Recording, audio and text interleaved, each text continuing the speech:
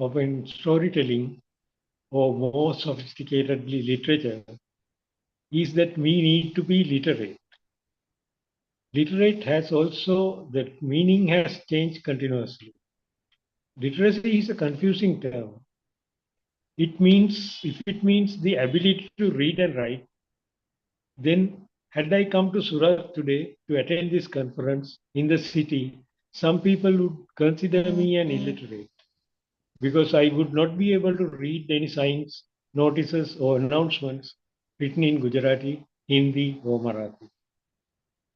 In reality, a truly literate person would be someone who could read and write almost all of the nearly 4,000 written languages in the world.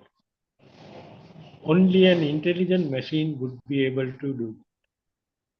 If we consider India, a literate person could be one who has mastered the 122 major languages and at least some of the other nearly 1,600 languages.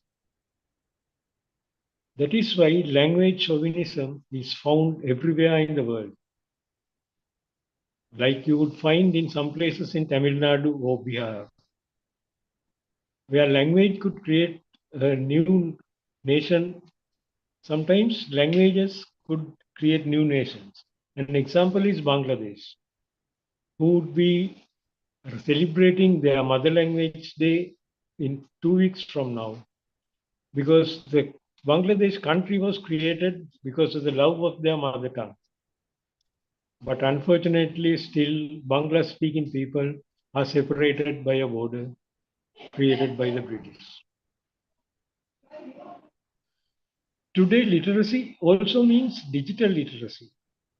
In this digital age, where most of us live in cyberspace most of the time, and man has evolved into Homo digitalis, a really unimaginably long way from Homo neanderthalensis. And digital literacy or cyber literacy would be a totally different concept very soon, because we would not have to learn to read or write. We can talk to our phone or computer, which will write for us, and we can listen to this machine of what is written in whatever language. We are going to be totally illiterate because we don't need to learn to read and write. That is why Walter Ong took us through primary orality, where we communicate face to face, moving to secondary orality, when we use machines to communicate like phones, radio, television, and then tertiary orality, when we become totally illiterate. Until someday a machine is developed which could translate any language to any other language simultaneously, we would have access to only a very limited number of published literature. That is where the English language is far ahead of all other world languages, and most of us have to depend on the English language. When we consider digital literature, we would have to depend on English, as UNESCO estimates that over 80% of web pages are in English for our writing and translation, unless another popular language becomes more dominant someday. And we had now created cyber literature. Even there, the dominant language is English. And English has become the major medium for cyber literature. It is already with us as ebooks, audiobooks, Twitter literature, and as interactive novels. Whether we like it or not, most of us have to live in cyberspace most of the time. We have adapted ourselves to live in this space, and we have to see how it is affecting us now and would affect our lives in years to come. When we meet friends and then as we part with them, we used to say adios, goodbye, farewell, take care, see you, and all that. But today, all we have to say is let's meet in cyberspace, because we don't have to part from anyone on any day. The moment we part from someone, we are in touch via WhatsApp, email, Twitter, Facebook, Instagram, or whatever digital modes we are using. We never lose contact with anyone, and we cannot isolate ourselves from others even if we want to. That is because we all live in what has been termed as cyberspace. Unfortunately, we don't have a term for cyberspace in any of our languages.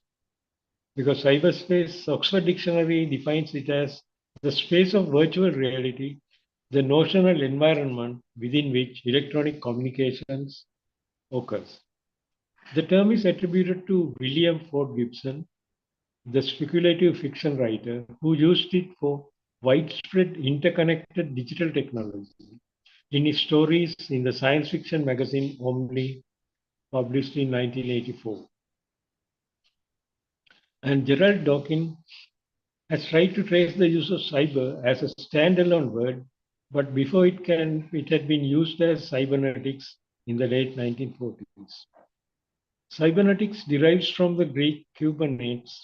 There are many other cyber compound words now like cybersecurity, cyberpunk, cybercrime, cyber ops, cyber truth, cyber politics, cyber religion, cyber literature, and leading to cyber literacy.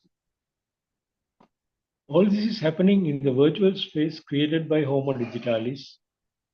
And we have been searching for a word similar or what we can use in South Asia for the term cyber.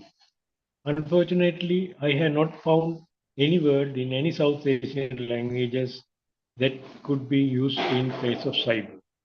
So we use a mixed language. We call it a cyber avakasha. But then avakasha doesn't mean the same as space. So we need to develop our indigenous terms for most of the digital and technical terms used in cyber literature.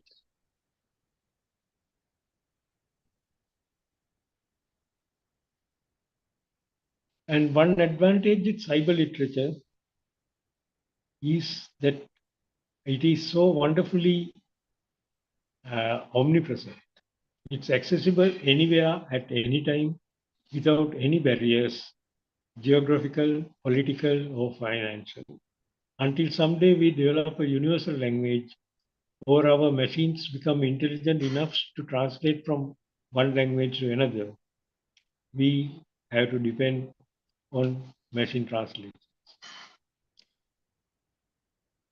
And some of my own writings in literature belong to the past, the present, and the future. Going back to prehistoric times, moving through present and the future, 100,000 years ahead, which would be considered literature in the future. I have believed in digital literacy for a long time. Publishing my second novel, The Sadhu Testament, 26 years ago as an e-novel, and it has been accepted as the first e-novel from Asia. I wrote a novel about 10 years ago about a clone living in the 1348 century, which could be considered as literature in the future, assuming there is a future of literature. Then my novel Mothers and Daughters, a story of the 21st century, is narrated by this clone who discover it when the clone is exploring the past. And two other novels, The Sacred Grove and Thirst, are narrated by the sacred Ashwatha tree. Because I believe that communication is found even among trees and even among unintelligent material things like rocks, the rivers, and the ocean. And we need to hope and pray that someday literature would once again be free of commercial influence. Like what happened to books, which became another type of fast moving consumer goods. But FCMG goods means that publishers are interested only in making high profits in the shortest time. and also the possibility of doing films and videos from these books.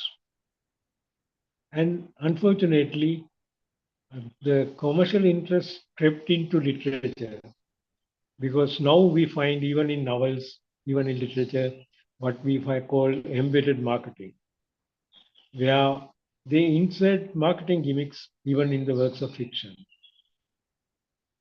And other works of fiction also cause suspicion among people of the same tribes, same ethnic groups, same religions, and also hatred. And when most of the literature today invite violence among people. For all our literature has failed to bring back human qualities to mankind, to create empathy, loving kindness for the well-being of all life on earth. For a long time, our Sahitya had deteriorated into what I prefer to call as Durbhashita Sahitya. The future literature should steer back into Subhashita Sahitya because what we need is really Subhashita literature. A Sahitya that could guide mankind into more human creatures concerned about the well being of all life on earth. And that is where the United Nations or any such internal organization would be needed to protect all humanity from abuse and misuse of future literature, which could be more harmful than all the weapons of mass destruction to be ever created, because it could go out of human control either by the machines themselves or by a few humans. That is why I believe literature should not be about the heroes as we know them today. Heroes really are not those who murder others, who destroy nature, and who destroy our surroundings. Our future literature should be about people who sacrifice their lives to save other lives, who sacrifice their lives to protect those who are victimized. Because if we don't protect those who are victimized today, someday they might turn into victimizers themselves. That is what literature is doing to us today. That's why we still have partisan literature about the atrocities committed nearly 80 years ago. Most of the victims and the victimizers are dead. But these literature keep the hatred alive, turning victims to be the next victimizers. Our literature should be about the people who helped each other, who protected the victims, who struggled to end violence, who even sacrificed themselves to end violence. Could we expect such miracles in the future?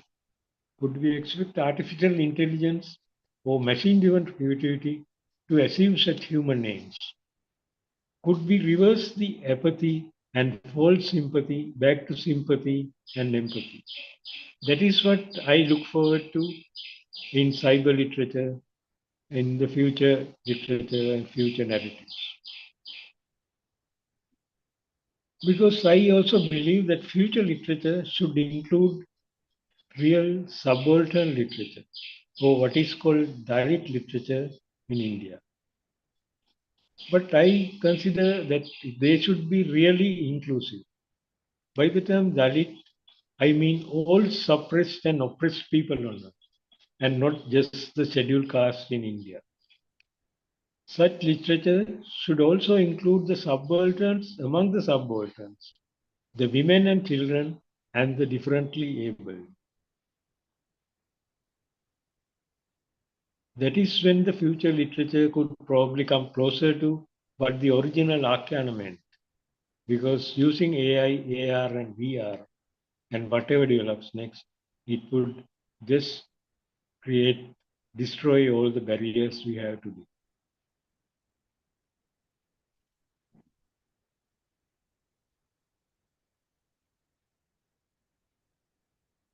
Even though anthropocentric humans want to believe that literature is the exclusive privilege of Homo sapiens, we have to accept that today that not only animals of other species and plants do communicate with each other and probably have their own literature. It's because we don't understand their communications. We believe that they are dumb, that they are insensitive, that they don't communicate with each other. I believe in literature shared by all life on earth, and I hope in the future we could all share our literature with each other, with animals and plants, and even with the rivers and mountains. If someday we realize Mother Earth as Gaia is a living sentient entity, and today we have no idea how other animals and plants narrated their thoughts, or creative efforts with each other, or even if they had any fertile imagination. When we look at the future, our imagination is not fertile enough to visualize the powers of imagination that would be developed by artificial intelligence. When we go back to ancient literature, the Buddhists have the Jataka stories, literature of the previous lives of the Buddhas, and also Avadana biographies of Buddha and famous disciples. When we come to Buddha's own Avadana, nothing had been written for several centuries, and thereafter, so many different versions of his life story had been written. Probably someday, someone should be able to write a more accurate version using artificial intelligence. The nearest we have received on the Buddha's life is by Professor Hajime Nakamura in his Gautama Buddha, which embarks on a search for the details of the historical Buddha's life. He conducts an exhaustive analysis of both the oldest, most reliable texts and later biographies of the Buddha that contain mythological material. But even that raises many questions. The life story of Jesus Christ had developed into many literatures about what is considered the missing years and stories of the crucifixion and resurrection. Even D.H. Lawrence created a novel, The Man Who Died. Probably one of the earliest literature of the missing years of Jesus is that by Nicholas Notovich, which is considered as a total fiction today. Do we consider Vedic literature as literature or Akhyana, or the epics Ramayana and Mahabharata? Then we have a unique historical chronicle named Mahavansa in Sri Lanka. And when we go back to the Bible, it too is, in a way, can be considered as literature, or at least most of it is. It's a literature from Genesis to Revelation. Yet, how many Christians today consider it as literature? The Quran too contains literature, and some of the literature contains names mentioned in the Bible. Such literature remains unchanged over the past centuries and are expected to remain unchanged even in the future, even in cyber literature. And some of the early, very ancient stories are still kept alive. For example, the Jataka stories of the Buddha is kept alive by Buddhist monks because they narrate the Jataka even today. And in Sri Lanka, they erect pandals on Buddha Purnima depicting these tales. And today there are electronic dramas instead of pandals. And one of the ancient literature we have that has kept changing is the Ramayana. There are so many different versions of Ramayana, of Rama, Sita, and Ravana. There's a Jataka story about Rama, which is called Dasaratha Jataka, where Rama is a bodhisattva. And Janaki Harana is a poetic literature written about Sita, written by a Sri Lankan king Kumaradasa in the 6th century. And another interesting thing is Ramayana kept on coming out in many different forms as drama, as films, And in the future, we can expect many different literature based on Rama, Sita, and Rama. Just last year, a new Sinhala drama was staged, giving a totally different ending to the Rama Ravan battle. And Ramayana has come full circle from oral tradition to writings on parchment, then on paper, printed as a book, and it is now available as an e-book, as an audiobook. One of the best examples of a literary creation moving from primary orality to tertiary orality. Another example is the Epic of Gilgamesh, considered as the oldest written story in the world. It had been recorded on 12 clay tablets in ancient Sumerian around 3000 BC. After a journey of nearly 5,000 years, the German and English translations are available as ebooks and audiobooks. A literature from the past moving into the future.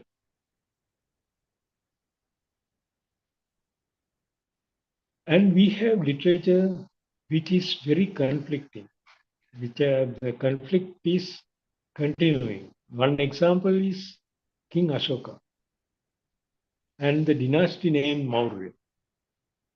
Ashokavadana was written in Sanskrit around 4th or 5th century. And there are so many different visions of the life of King Ashoka, which includes the version in the Sri Lankan Pali Chronicles, showing him as a Buddhist king. But the only archaeological evidence is from inscriptions accepted as being written by Ashoka, which contradicts most of what had been written later about Ashoka. Here too, we could expect a more accurate version about Ashoka, his father Bindusara and grandfather Chandragupta, perhaps using artificial intelligence to confirm if they were real historical characters.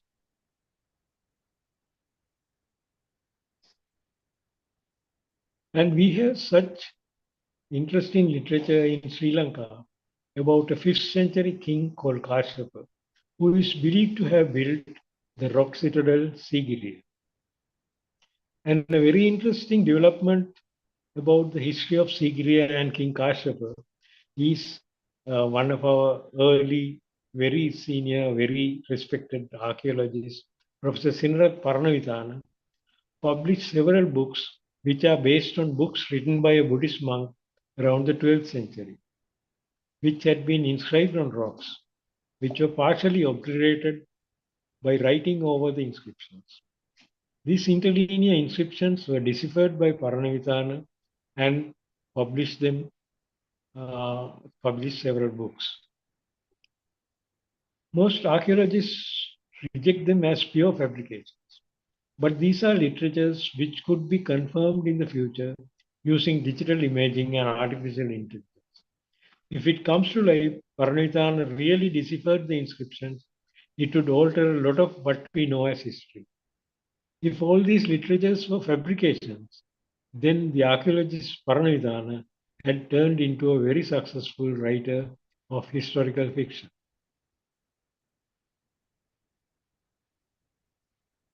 And when we talk of historical literature and historical fiction, we come across the commercial films.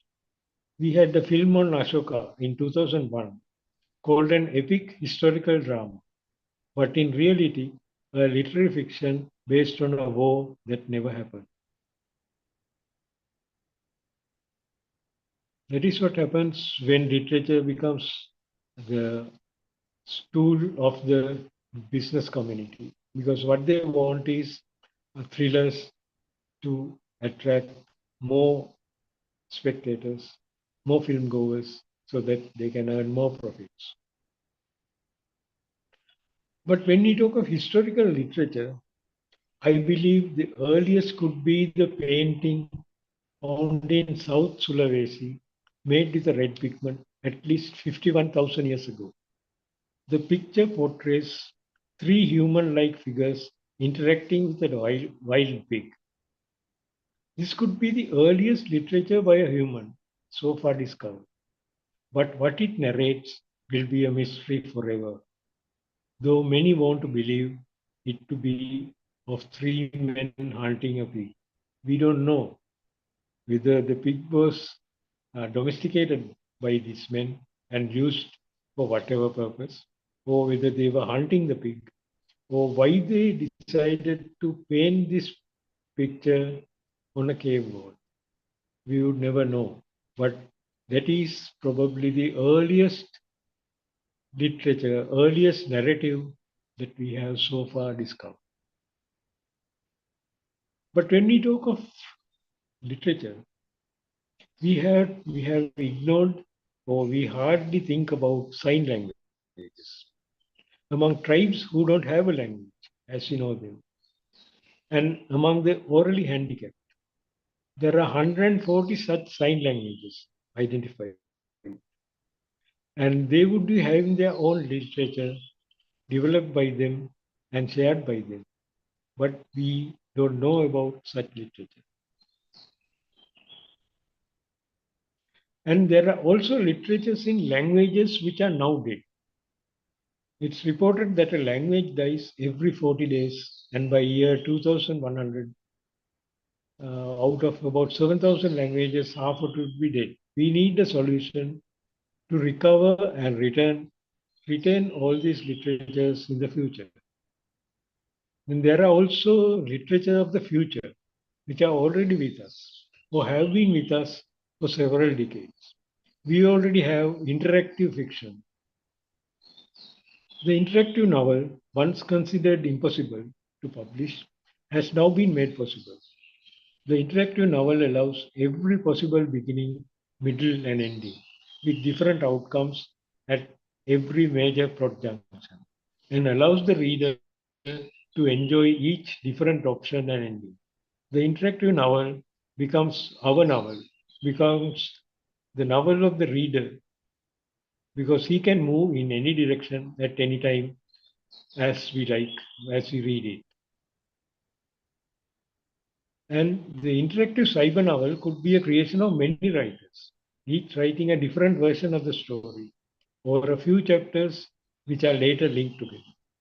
The writers can be from all over the world, from different cultures, societies, and values, and so their story carries take many varied forms. A writer can start a novel even on Twitter or on whatever other media and write a few chapters, release it on the internet, and invite readers to contribute new chapters or their own versions of the chapters already written. This is a challenge for modern day literary students, literary scholars, to try to experiment. Among you all, start a novel, let others contribute, and let it be a group novel written by many of you. The basic difference between a standard novel and an interactive novel is that the novel, as we know it, is something passive. In the interactive novel, the reader just does not sit and wait for things to happen the way the writer had decided. He has the choice of steering the story the way he wants. The interactive novel is somewhat like a computer game, but more complicated and more realistic. And we also have already produced multilingual interactive novels. There is a multilingual interactive e-novel which had been produced in the year 2000 by somebody from Andhra Pradesh, G.V. Amarasra Rao. He published it in English, Telugu, and Hindi. Gives the readers the option of selecting the names of the four characters in the story, and the reader can use his own name, that of his family or friends, or even his enemies. And as the story continues, he can select which way the story moves. So the future has already been with us the last few decades. And we also have sites like Choose Your Own Adventures. There's a series of children's game books where each story is written from a second person point of view, with the reader assuming the role of the protagonist, and the story continues. And the reader can choose which way the story moves. So the future has already been with us the last few decades. And we also have sites like Choose Your Own Adventures. There's a series of children's game books where each story is written from a second person point of view, and making choices that determine the main characters, actions, and the plot outcome. Such interactive literature has continued since 1970s and will continue now using AI. And we also have the visual novel as part of the interactive novel, and we call them vowels, so web-based novels. Like we have webinars and web-based seminars. That is why William Crossman predicted at the turn of the century that the world will turn into an illiterate society by the year 2050. Before him, Isaac Asimov had written a short story on the same theme as far back as 1980. And we already have Twitter Age, that is Nicholas Beladis wrote Small Places. It was launched in 2008 with a cluster of tweets. By the time it ended, within in about 2 years, there were around 30,000 words contributed by different Twitter writers. And the novel had gone viral across the globe, reaching a height of 73 in global Twitter rankings. And without any promotion, without any marketing or press releases, except for a few blog posts and the first 358 tweets collected on the nervous breakdown in Adelaide Literary Collective turned lit journal site.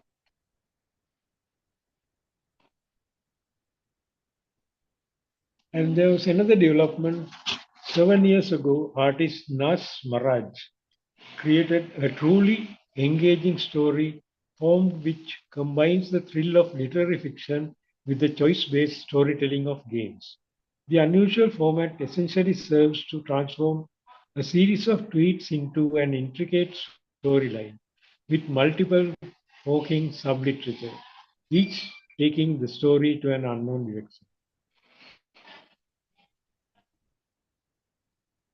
And we have a website, literaturemagazine.com, which claims they are dedicated to advancing literature in the digital age by supporting the finest writing talent and encouraging reading across communities and generations in schools and around the globe. They invite contributions of 6 word stories. There is, of course, the famous 6 word story, For Sale, Baby Shoes, Never Worn, misattributed to Hemingway, but had first appeared as an ad in 1883, long before Hemingway was born. But now we have literature like that, with a few using just a few words. One example I found recently was by Gabriela Deitch, and the story is Time Stood Still, but I didn't. That's the story, just 6 words. And they have a name for them called flash fiction. But we also have the Japanese haiku. Long before haiku, in Sri Lanka, we had graffiti written around the 6th century and onwards on the mirror wall at Sigiriya, written in just 1 or 2 lines. But in South Asia, we also continue our 4 line poems and quatrains, our quatrains.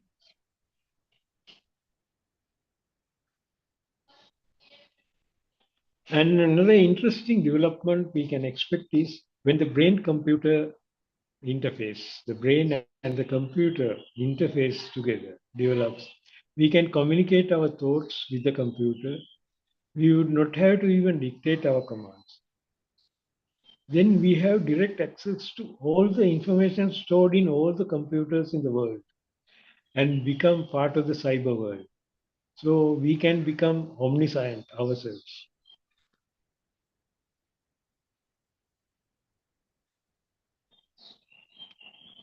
But on that day, would the computer be an extension of our mind, or would we become an extension of the computer? If the computer is the next step in evolution, then it would exploit humans, as we humans have been exploiting everything on Earth. And nature does not give anything free. We have to remember that.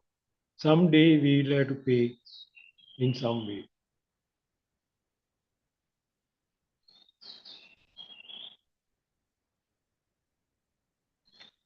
And we have to think for the future. In 100 years or in 1,000 years, how would mankind react to these literature or accept them if mankind survives to them? It would, of course, depend on what form they receive their literature in. Since man is the most harmful, most dangerous, invasive species on Earth and has always been a Bhasmasura, we cannot predict when mankind would disappear from Earth. If that happens, would there be any need for any form of literature? Or if literature survives, who would be sharing it?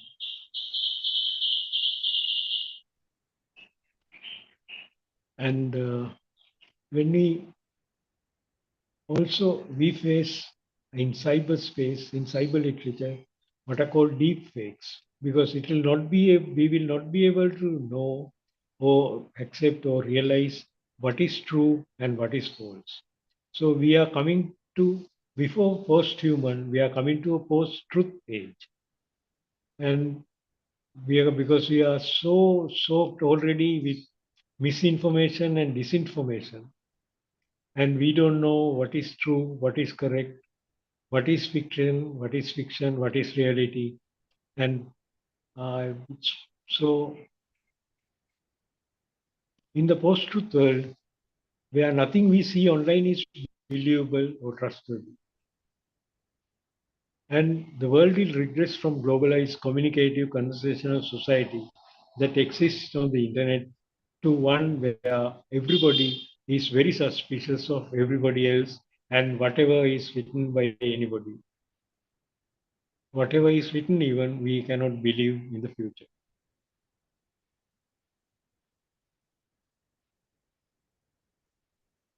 And when we talk of literature, we also talk about plagiarism, we also talk about copying, we also talk about stealing ideas and writings from others. But let me conclude with a comment by the author N. Bende in his book Logos 43. He has written, a book is never the creation of one person. It is built on many books that came before it. It is made of countless moments, insights, people, and chance encounters. So, do we have a right to ownership or copyright of anything we write today? Because all literature in the past, and we don't know whether somebody had written them before us or whether somebody has shared these ideas before us.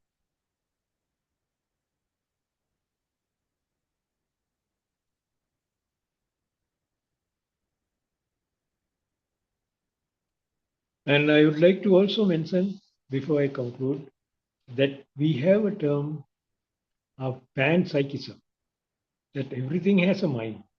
It leads to the possibility of a conscious universe. It was Marcus Aurelius Antonius who said, the universe is a single living organism possessed of one substance and one soul, holding all things suspended in a single consciousness and creating all things with a single purpose, that they might work together, spinning and weaving and knowing, noting whatever comes to pass. Plato also believed that the cosmos was a single living organism that possessed the soul and intelligence. Then we also have thoughts of Emile Durkheim on collective conscience, which would lead us to the Buddhist concept of Vijnana. All this thinking does not help us to imagine a future where the cyberspace becomes a domain of man and machine. On that day, would the computer be an extension of our mind? Or would the computer be exploiting humans, as we humans have been exploiting everything on Earth? And the last comment I would like to make is for something for you all to think about. If machines become so intelligent, they could take away creative writing and literary criticism, and they will start writing everything. They will start creating literature all by themselves. The machine will create the literature, and we will only be left to read them as just passive readers. That is something for you to think about in cyberspace. So thank you very much. Thank you for listening to my long ramble. Thank you.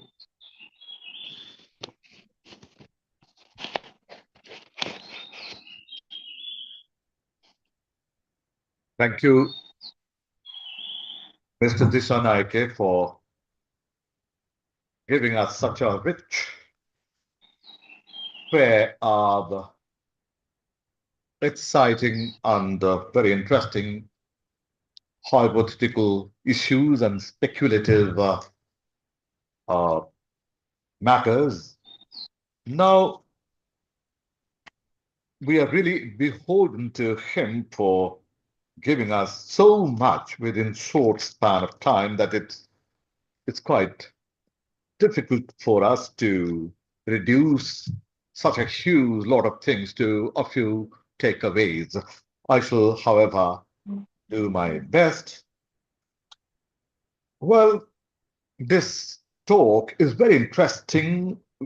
It's full of interesting hypotheses and speculative as to what will be the future. And he, at the beginning of the talk, said we are already in the future, given the tremendous technological advances we have over the years with regard to uh, the cyber interactive generative technology. And he was giving us the interesting example of tweeterature, the words of greatest books in 20 tweets or less by Eichmann and Renjin, which he mentioned. And we really are puzzled to see. I mean, on the one hand, he is gesturing towards a kind of utopia, cultural and literary utopia, saying that we will have accessibility to data and information. Number two, we will develop greater probity on the analytic algorithms into historical facts that have been shrouded in darkness. And we will also develop an anthropocentric humanism. This is what he was saying, post humanism.